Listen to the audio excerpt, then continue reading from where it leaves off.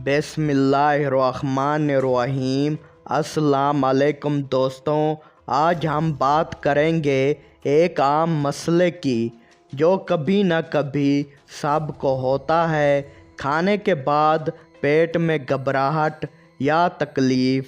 अगर आप भी ऐसा महसूस करते हैं तो ये घरेलू तरीका आपके लिए फ़ायदेमंद हो सकता है।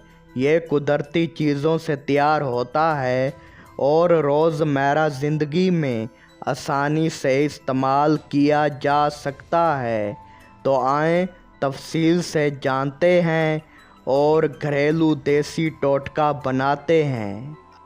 अक्सर चटपटी या तली हुई चीज़ों के बाद पेट में बोझ या बेआरामी महसूस होती है।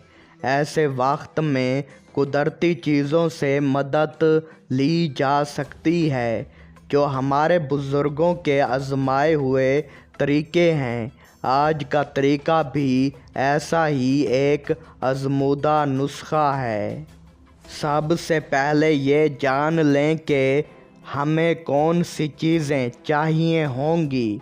नंबर 1, सौंफ 1 चाय का चम्मच। नंबर 2, मेथी दाना आधा चाय का चम्मच। नंबर 3, अलसी आधा चाय का चम्मच। नंबर 4, अदरक का रस चौथाई चाय का चम्मच।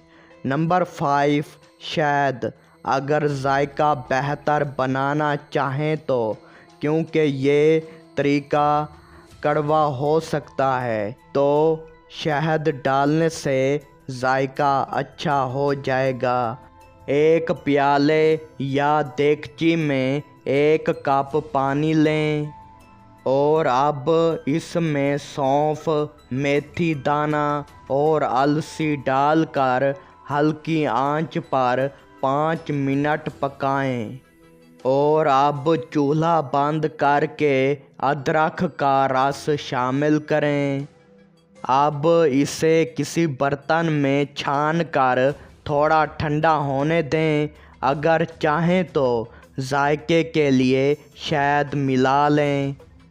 और अब इस बनाए हुए घरेलू तरीके को दिन में 1 या 2 बार खाने के बाद पिया जा सकता है।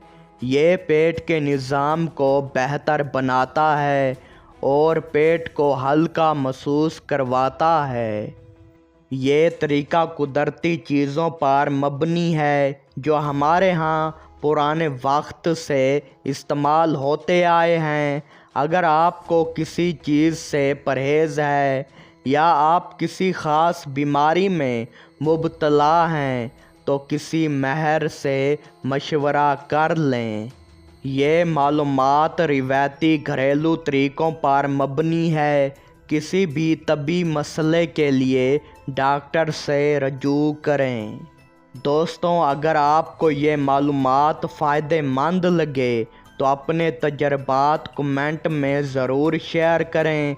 ऐसी मज़ीद घरेलू मालूमात के लिए चैनल को सब्सक्राइब करें और बेल का निशान ज़रूर दबाएं। अगली वीडियो तक के लिए अल्लाह हाफ़िज़।